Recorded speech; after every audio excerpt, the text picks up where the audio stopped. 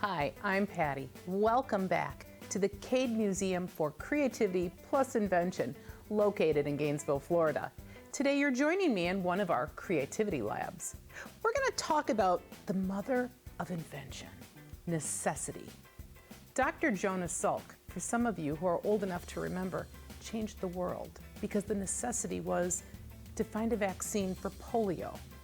He grew cells in petri dishes, very similar to this one, I believe.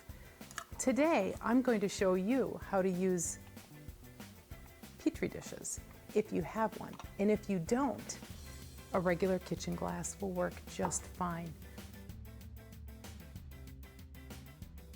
We are going to grow some crystals, very easy crystals, in your refrigerator using the following items from your home: a 1/4 measurer, a stainless steel spoon, and a clean glass, as well as Epsom salts. I got these at our discount dollar store. Plain will do. Make sure it's nothing with scent on them or any added essential oils. It has to be pure magnesium sulfate Epsom salt. Not fancy, just the basics.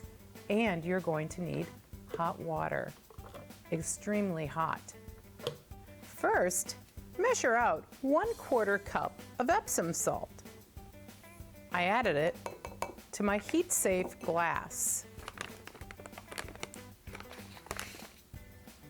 You're also going to take hot water. It should be as hot as the water you'd need to brew a pot of coffee or make tea.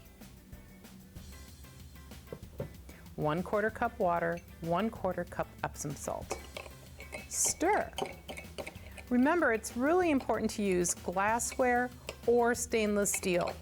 Plastic tends to trap oils, and by trapping oils, it goes onto your Epsom salts and your water, even though you can't see it, and you may have crystal failure. You don't want that to happen. Right now, we're adding a solid to a liquid, and we're creating a solution. We want it to dissolve as much as possible. You're going to want to stir for a good minute or two. Now, something you need to know. As you're stirring this, don't worry if you still see a little bit of Epsom on the bottom.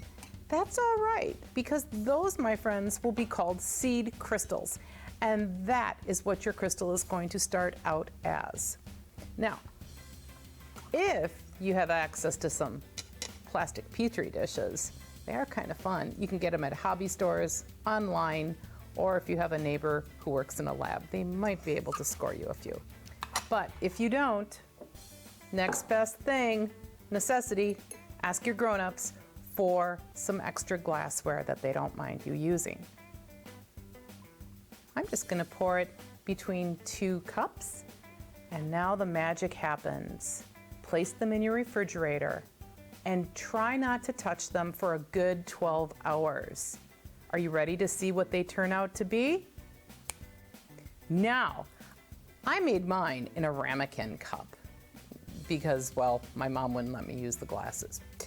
So this is what my crystals grew into. They're pretty cool. They're not done growing though yet because there's still a liquid in the bottom. So as long as I'm not sticking my fingers in there and touching them, after about 11 hours in the refrigerator, I've got some pretty cool things growing on there. Now, here's the thing with these crystals. They're known as hair crystals, and they will keep growing and they'll stay pretty well as long as you don't touch them. Once you touch them, the oils from your hands and the dirt will transfer onto them, and they'll start to become powdery white. But that's okay, because you know what you can do? Hot water, they'll dissolve.